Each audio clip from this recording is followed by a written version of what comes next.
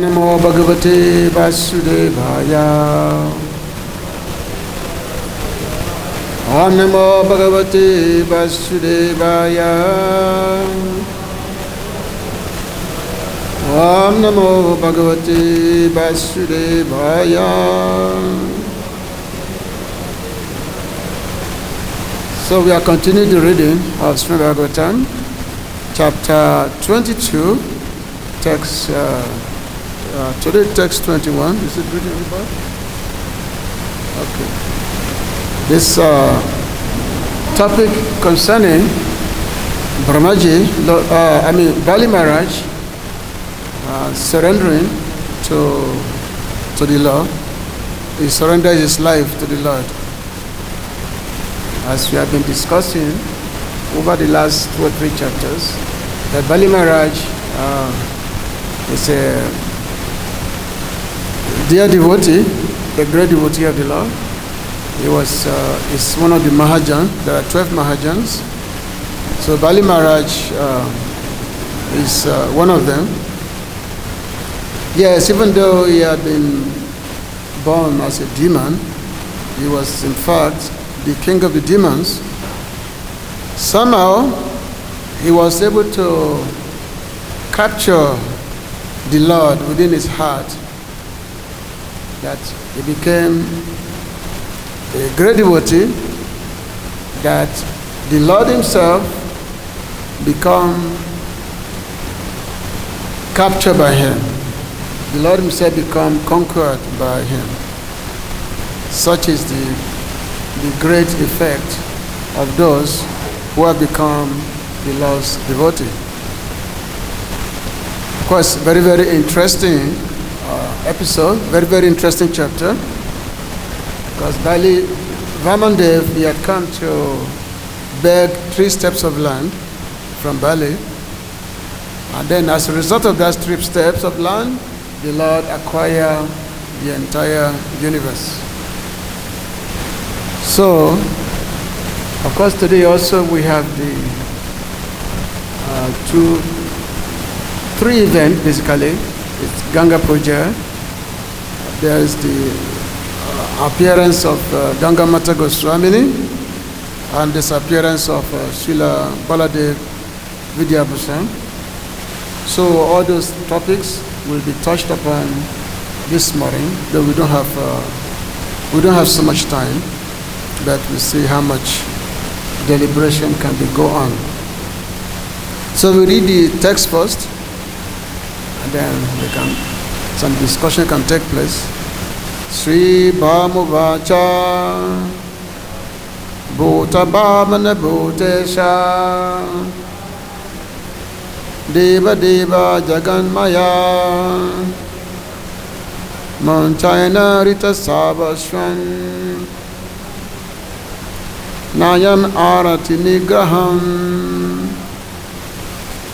Sri Brahmovacha, Lord Brahma said, Bhuta Bhavana, O Supreme Being, well-wisher of everyone,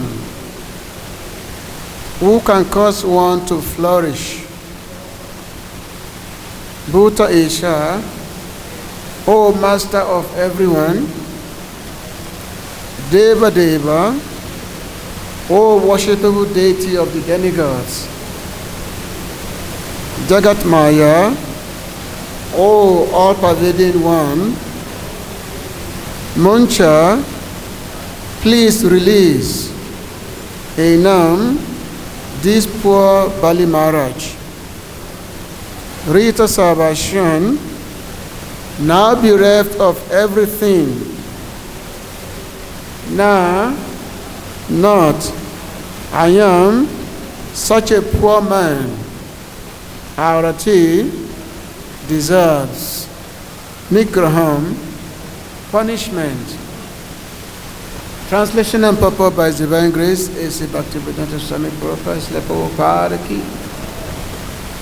Lord Brahma said, all well-wisher and master of all living entities, O worshipable deity of all the demigods, Oh, all-pervading personality of Godhead, now this man has been sufficiently punished, for you have taken everything. Now you can release him. He does not deserve to be punished more. Purport. When Lord Brahma saw that Prahlad Maharaj and Vrindavan had already approached the Lord to ask mercy for Bali Maharaj, he joined them and recommended Bali Maharaj's release on the grounds of worldly calculations. Short purport. Gurave Guru Chandaya, Radhikaya Tadalaya, Krishna Ya Krishna Bhaktaya, Tabatayo Namo Namo, Agyana Timindasya, Ganangana Salakaya, Chakshmitana Tasma, Shri Gurave Namo, Namamu Vishipadaya, Krishna Kristaya Bhutale, Shrimati Bhakti Vedanta Ijnalini, Namaste Saraswati Devi Gauravani Pracharini, Nidisi Sasinyavadi, Paschita Krishtarini, Vanchakapatru Desta, Kripasinu Vachapati, Tamam Purana Vivashtu Namo Namo. Shribhamuvacha, Bhuta Bhavam Putesa, Deva Deva Jaganmaya, Manchaina Rita Savashan, Nayam Arati Nikraham. Lord Brahma said, O well-wisher and master of all living entities, O worshipable deity of all the demigods, O all-pervading personality of Godhead, now this man has been sufficiently punished. You have taken everything. Now you can release him. He does not deserve to be punished anymore.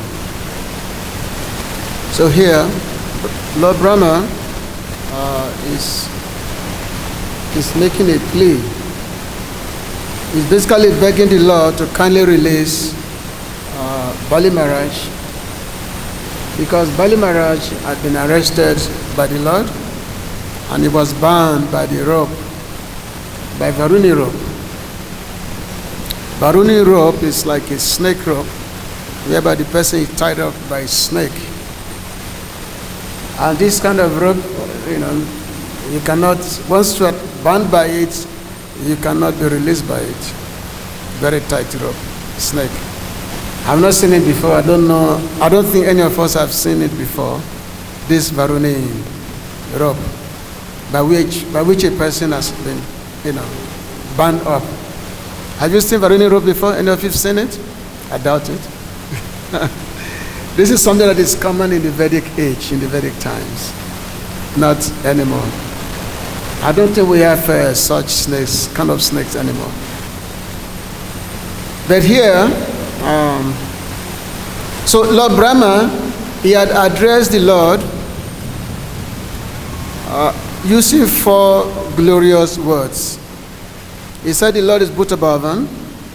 So Bhuta Bhavan means that is the well-wisher of everyone. The Lord is everyone's well-wisher, which means the Lord, he has no object of favoritism. He has no one is his enemy. So no one is the Lord's enemy. That's why it's called Bhuta Bhavan. And why is he Bhuta Bhavan? Because he's Bhutesha. He is the Lord of everyone. He's the Lord of everyone. Yeah, so the Lord said, he said that all the living entities, they come from me. So everyone comes from that. So which means we may be talking of demigods, we may be talking of demons, whatever. But everyone comes from the Lord. So actually the Lord does not really make any distinction between who is a demon and who is a demigod. But however, if someone surrenders unto him, then the Lord takes special cognition if someone surrenders unto him. Otherwise, the Lord is equal to everyone. He says, I am equal to all living entities. Correct. Now, of course, which means we find some kind of contradiction here. The Lord said, it's a Samahasama Bhuteshu, is equal to everyone, but at the same time, he has a special affection for his devotee. He's called Bhakta-Vatsala. Bhakta-Vatsala means especially, he has a special, inkling towards his devotee. Even though, yes, it's equal to everyone. So how do we reconcile this situation? Just like it's common in our materialistic, relationship, that even though a person may have so many children, a father may have many children, and usually not all the children are good. Some children may turn out to be bad, while some children may be very dutiful, may be very affectionate towards the father. So obviously the father will have, even though to all the children is equal to everyone, but at the same time also for those children who pay special attention to serve the father, so the father will have, special affection for those kind of children. So it is a common thing. So the Lord is equal to everyone, but at the same time, when someone becomes his devotees, then the Lord have special affection for such persons. But at the same time, from time to time, those who are maybe have demonic propensities, so they also become devotees. So which means everyone is welcome to become devotee. No one is barred from being calm within the affectionate glance of the Supreme Lord. So everyone has the privilege. Actually, in the beginning of the narration of Jan Vijay, when Jai Vijay were, after they were caused by the Kumaras that they should take birth in the material world, so because Jan Vijay, they were the Lord's devotee, they are the Lord's guard in the spiritual world. So the Jan Vijay, they were given the option to either take birth in the material world 7 times as devotee or 3 times as demon.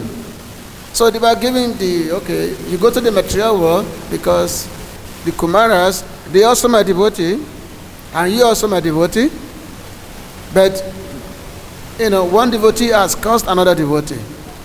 So you have a choice. You go to the material world either 3 lifetimes as a demon or 7 lifetimes as a devotee. So which one will you choose? So Jan Vijay, they say, because nobody wants to be in the material world for too long. They say no, we will rather choose to become a demon for 3 lifetimes. We would rather choose that.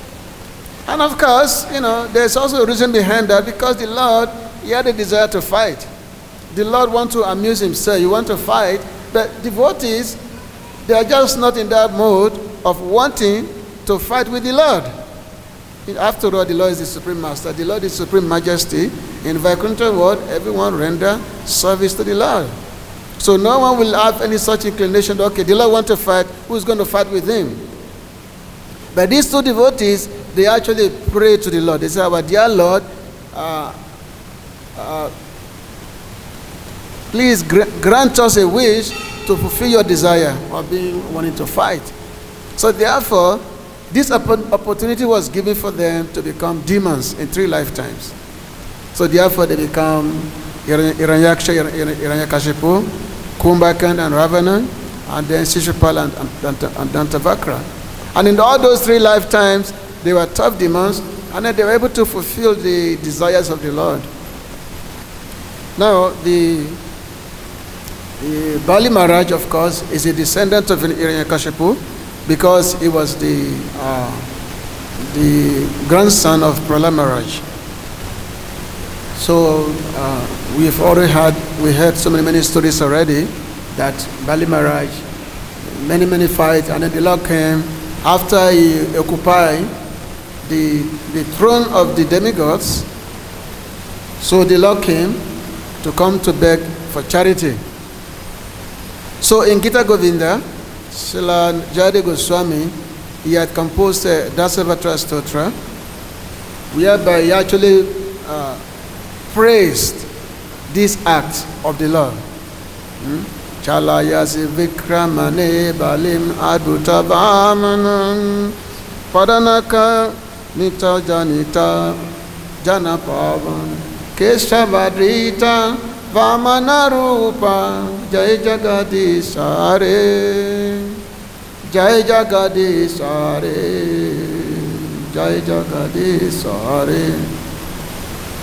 So the Lord, he had come, all location, but he had come. Jagadish means the Lord of the universe. So the Lord, he assumed the form of a dwarf Brahmana. Vaman means dwarf. So this form of the Lord is being glorified. So the Lord, the devotees, they are offering praise to the Lord. My dear Lord, all glories unto you, that you have assumed this form of Vaman, and you have taken 3 steps of land. You have taken 3 massive steps of land just to deceive King Bali. You came on the pretext of a beggar, but to actually deceive him, you actually cheated Bali by occupying the whole universe with the 3 steps of land. However, by taking these steps of land, it said Padanaka Nira Janita Janapavan. By taking these 3 steps of land, what has the Lord done? The Lord, with his foot, he brought the water of Ganga from the spiritual world. And this water, because it's not an ordinary water, it's called Janapavan. Janapavan, that this water actually purified the entire world. So therefore we are celebrating Ganga Puja. Ganga Mata Ki. So celebrating Ganga Puja. Ganga is not an ordinary river.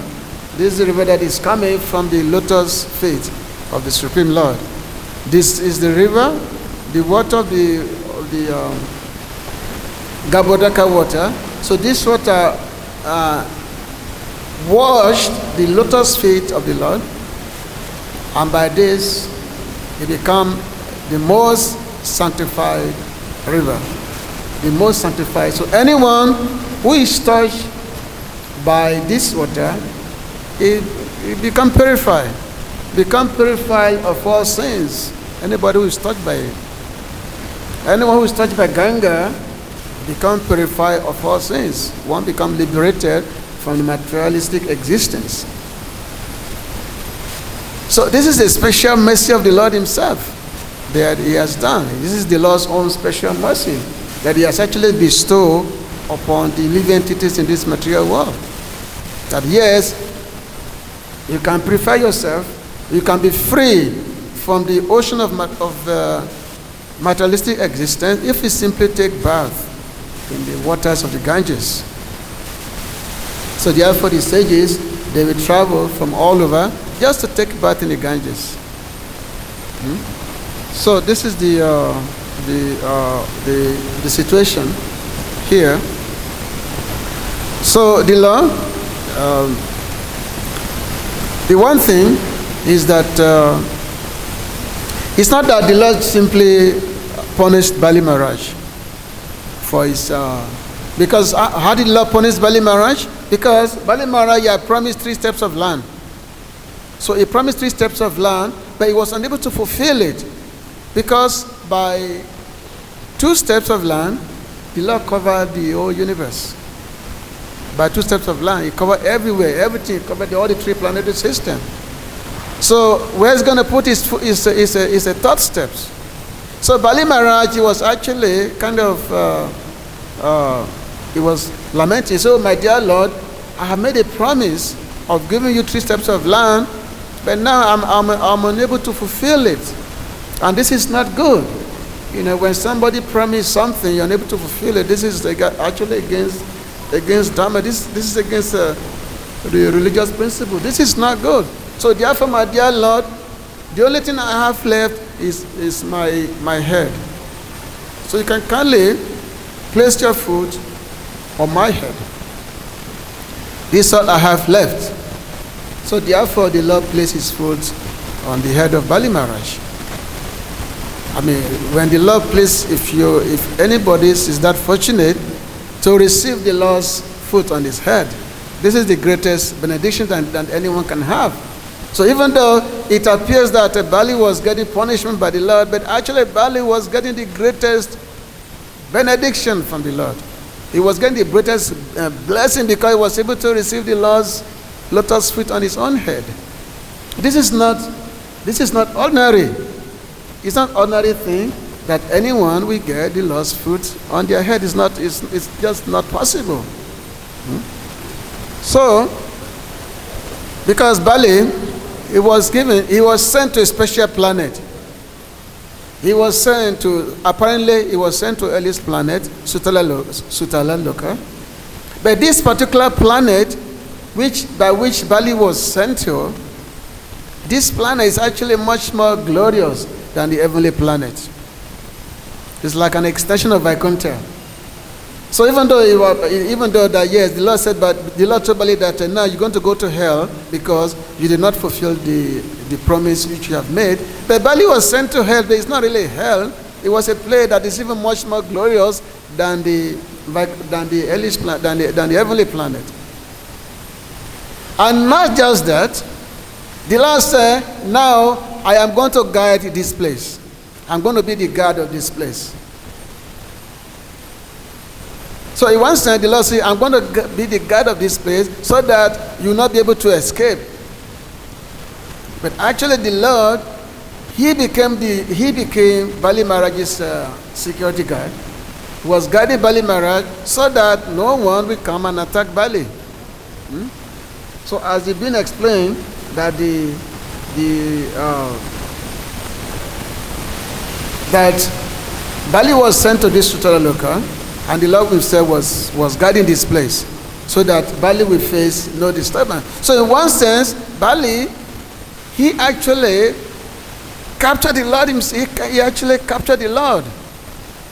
Not that the Lord captured him, not that the Lord punished him, but he actually captured the Lord himself. Because he was able to capture the Lord because Bali became a very great devotee of the Lord.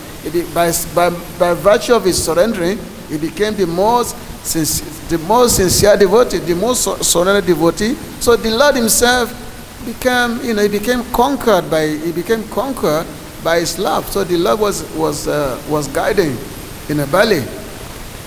So there was a narration in the Purana that one time they say the rishis, the great sages, they were being harassed by demoniac elements. They were being harassed by the demoniac element. So they went to visit Vamandev. They went to visit him to come and give them protection. So they went to Sutalaloka. All the rishis headed by Dwas Muni, many rishis like that. So they went to Sutalaloka and prayed to to Vamandev to come and give them protection. So the Lord replied to them.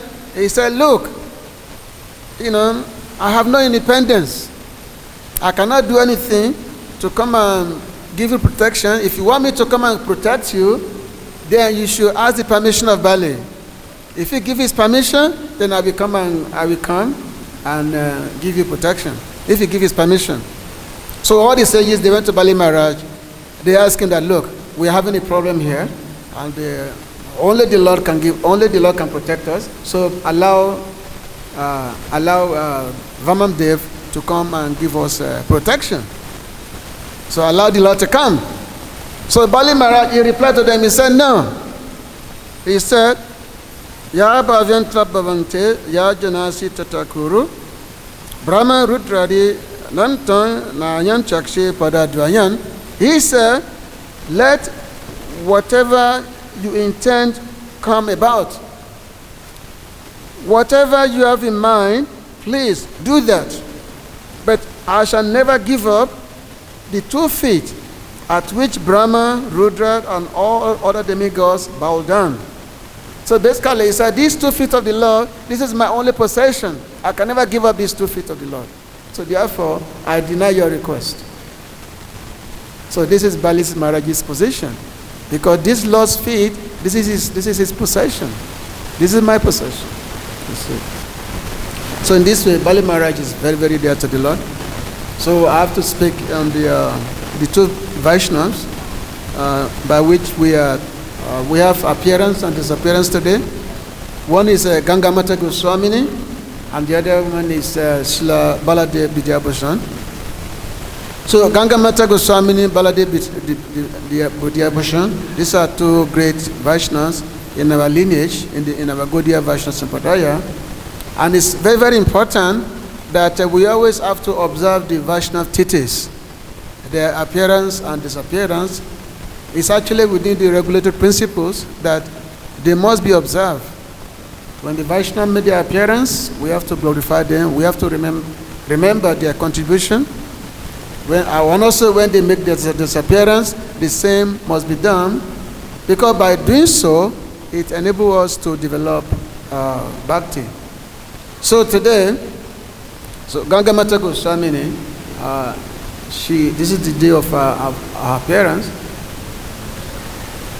Gangamata Goswamini was one of the three or four Vaishnavi gurus in our Gaudiya Vaishnava lineage. We have three ladies who are like prominent Vaishnava gurus. We have Janavi Mata, we have Emalata Goswamini, and then there is Emalata Thakurani, and then there is Gangamata Goswamini. These are they are very prominent Vaishnavi gurus. The Gangamata Goswamini, she was, her earlier name was Sachidevi. She was born as a princess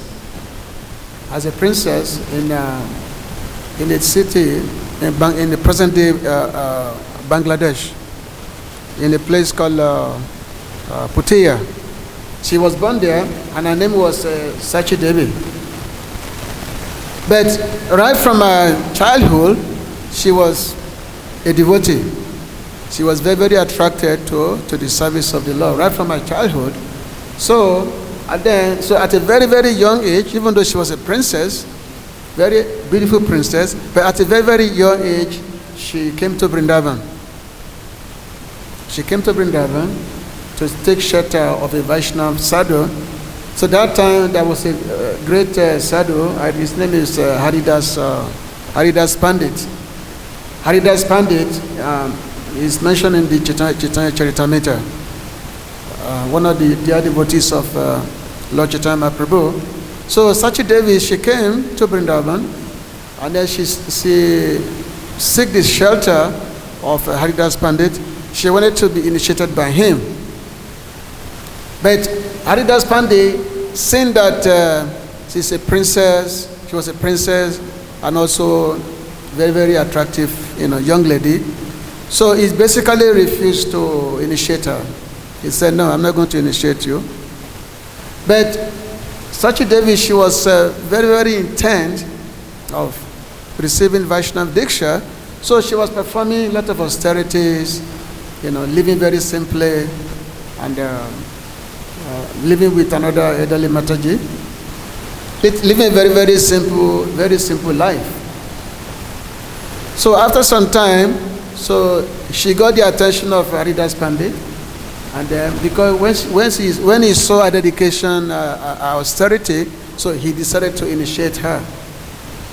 So he gave her both Vaishnava, he gave her the Vaishnava Diksha, and then she became very, very highly scholarly, very, very highly scholarly, that she actually became a great Bhagavad preacher. She was a very great Bhagavad preacher. So seeing her scholarship, her scholarly, and the way she preaches, so her guru, Haridas Pandit, decided to send her to Jagannath Puri. And before she went, he also gave her Kshetra Sannyas. Kshetra Sannyas which means she's going to go to Puri, and she will never leave that place. She will always be that place. So following the instruction of her guru, so she went to Jagannath Puri, and then she was preaching Bhagavatam. She became a very great preacher of Bhagavatam. So much so that she attracted the attention of the king of Puri that time. So the king of Puri was very, very much impressed by her, that he gave her all the facilities. He gave her all the facilities where to preach and to stay, like piece of land and everything like that. So there was one time, some of our followers, they wanted to go to Varuni Ganga. It's a place somewhere near Bengal. So they wanted to go there to take bath there. So they requested her to follow them. So they requested her to follow them, but she had taken the Sheta Sanya, which means she cannot leave the place of pilgrimage because she has taken Sanya as the Sheta Sanya. She cannot leave the place. Even though she wanted to go, but this she could not go. And then in the night, Ganga Devi actually appeared to her, telling her that you do not have to go, but I will make sure, I will make my appearance here in Puri, so that you'll be able to take bath in my water. So one midnight, she went to Sweta. There's a pond which is not far from the Puri temple. That time, this pond was known as Sweta Varaha. Sweta Vahan. That's the name of this pond. So in midnight, she was taking bath in this water, and as she was taking bath, all of a sudden Ganga suddenly came. Ganga Devi suddenly came, and then with a strong wave, she took her to inside the Jagannath temple. Inside the Jagannath temple, she took her inside the Jagannath temple with a strong wave. But that time, Jagannath temple, normally in the night, normally the temples are locked. The temples are locked with 3 locks, and this is described in the Sri Kshetra, how the Jagannath temple, the gate are locked with the 3 padlocks. So which means once it's locked, nobody can get inside. So the gates are locked, but in the meanwhile, so in the morning, when the pujaris, when they came to open the gate, to open the door of the temple, so after they open the door, they find Ganga, they find Sachidevi, they find her inside the temple. So they were surprised that she was inside the temple. They were surprised that, how did she get inside the temple? How did she get inside there? That maybe she must have been hiding herself in the daytime so that she could steal some valuable ornaments, some valuable jewelries of the deity. So they decided to arrest her. So she was arrested by the pujaris, and they put her in a detention room. So in the daytime, the pujaris, the bhoga was prepared to offer to Jagannath. So normally before the bhoga is prepared to offer to Jagannath, the pujaris, they have to make some archman. And during this archman, as they are making the archman, they were supposed to see the reflection of the deity during the making of the archman. But when they were making this archman, they could not see the Lord's reflection. So they figured that maybe the Lord must be very angry or something. The Lord must be upset. So they could not see the Lord.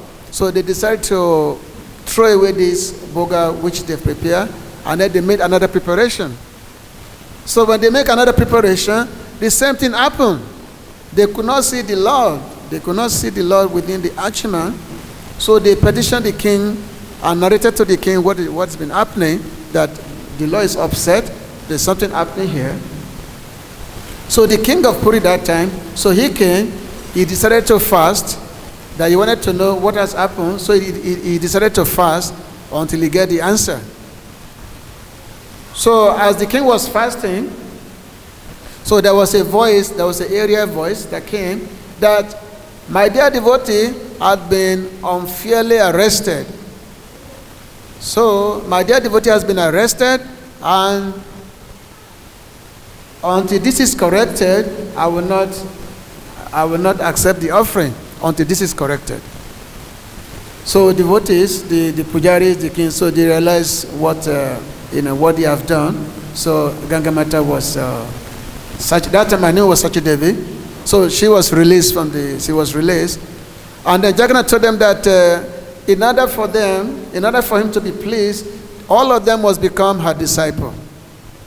All of them must become her disciples. Unless that, he said, the king himself and all the pandas, all the pujaris, they must become her disciple. Otherwise, my anger will not subsidize. This is the direct order from Jagannath himself.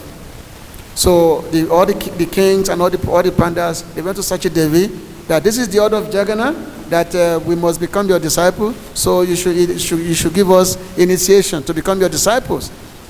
So Sachi Devi, she was very surprised. He said, no, all of you, I've come here, all of you, I look at all of you as my guru. So how can I be your guru? I look at you as my teacher guru. How can I be your guru? But this is the order of Jagannath. Now, so Jagannath himself, he appeared before Sachi Devi and actually commanded her to become the guru, to initiate the king of Orisha and also all the pujaris, all the pandas. So based on the order of Jagannath, so she gave all of them initiation. So in this way, the saintliness of Ganga Mata was established. At that time, so she became known as Ganga Mata Goswamini, and the pond, that pond became known as Sweta Ganga. So if you go to Puri, you can go to Sweta Ganga, which is not far from the Jagannath temple. So this is the summary, of our life story. And of course, today is the disappearance of Srila Baladev Vidyabhushan. Baladev Vidyabhushan, we all know, is known as the Gaudiya Vedanta Acharya. He's a great Acharya in our line. So Baladev Vidyabhushan, he was originally born in Orisha. So he was born in Orisha, and then he began to study the Vedic scriptures, the Bhagavatam, the Puranas, the Upanishads. He was studying everything, and then he went to South India, to Karnataka, continuing his study. So he became a very great scholar. And then after studying some time in Mysore, South India, he went to Vrindavan.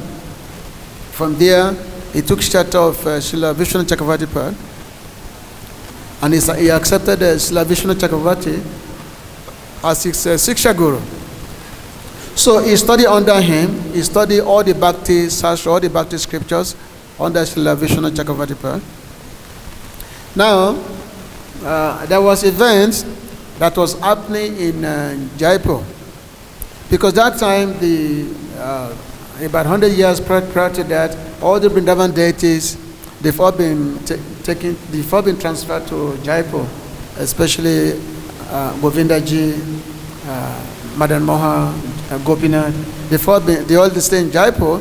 So that time, the Ramanuja Sampradayas, they were saying that the Gaudiya Sampradaya, that they are not a proper Sampradaya.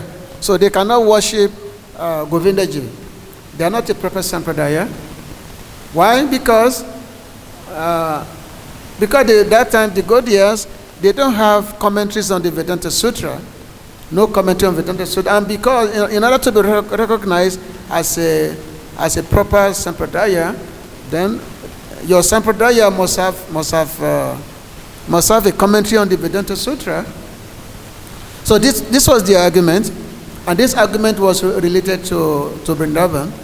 At that time, so Srila Vishnu Chakravarti, he was very, very close to the king of Jaipur. So the king of Jaipur, he requested Srila Vishnu Chakravarti to come and address the situation.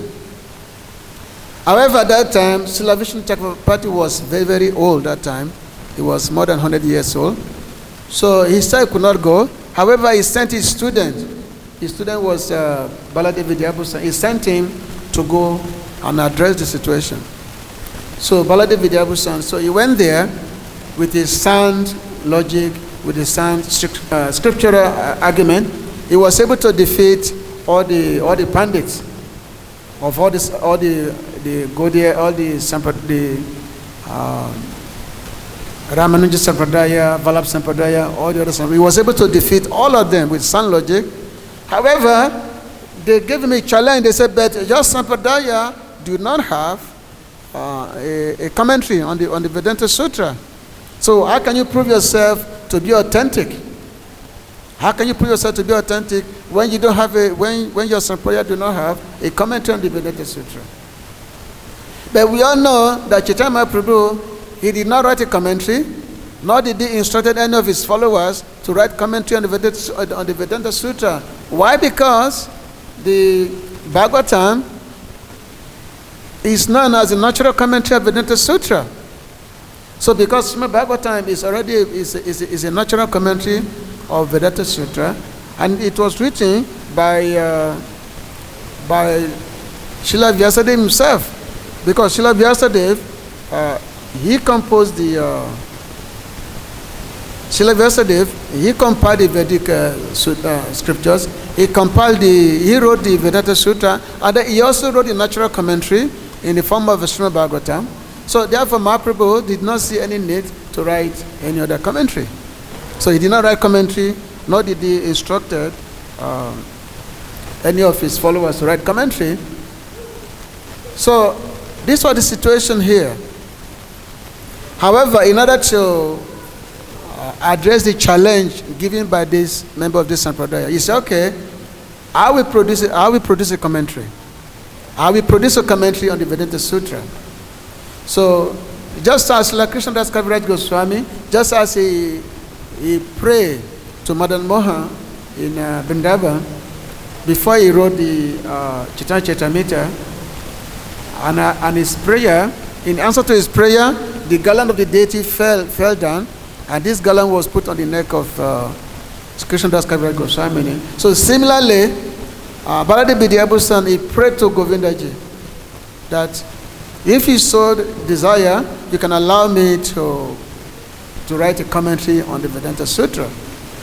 So as Baladev Vidyabhushan, as he prayed this way, so the Lord's garland fell on him also. The Lord's garland fell down.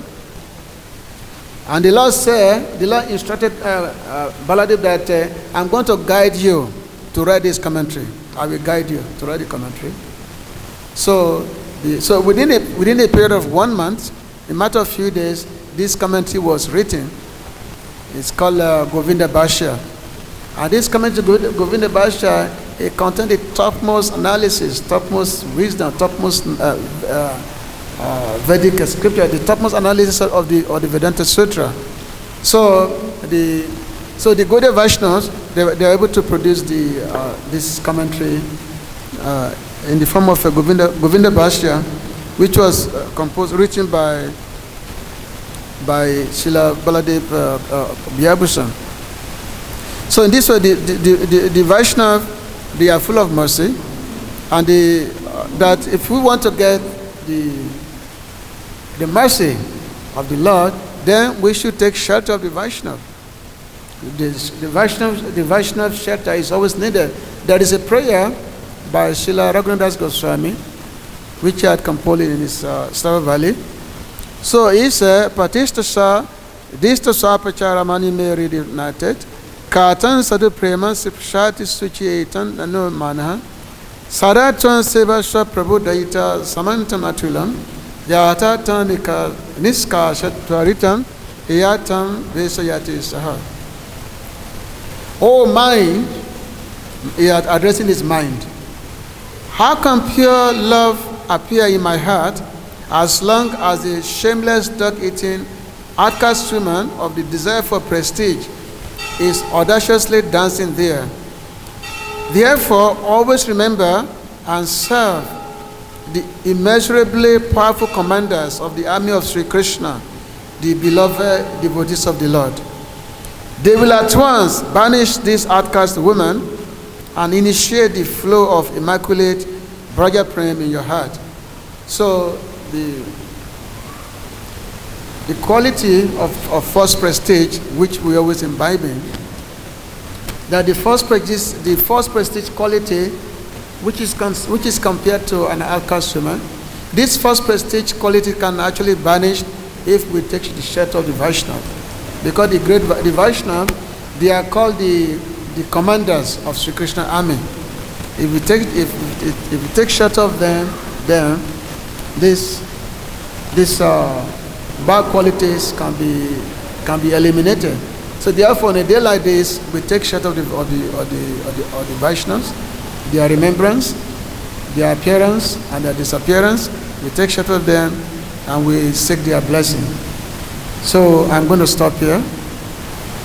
So we can take to this day to read some of these pastimes, the idea in the book. Hare Krishna. Yes, somebody want to ask a question. Thank you very much. I kind of missed what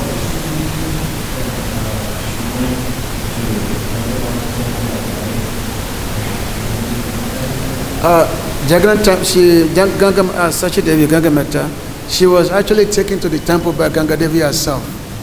She didn't go to the temple, but she was taken because she was in the Sweta Baraha outside. She was bathing in the pond.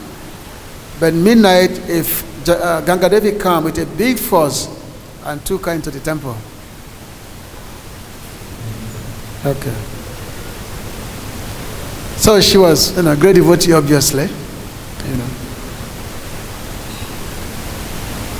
So we have such great bhaktas in our life. The Vaishnavas are very, very powerful, and these are some of their characteristics. Okay. So any other points, question, comments?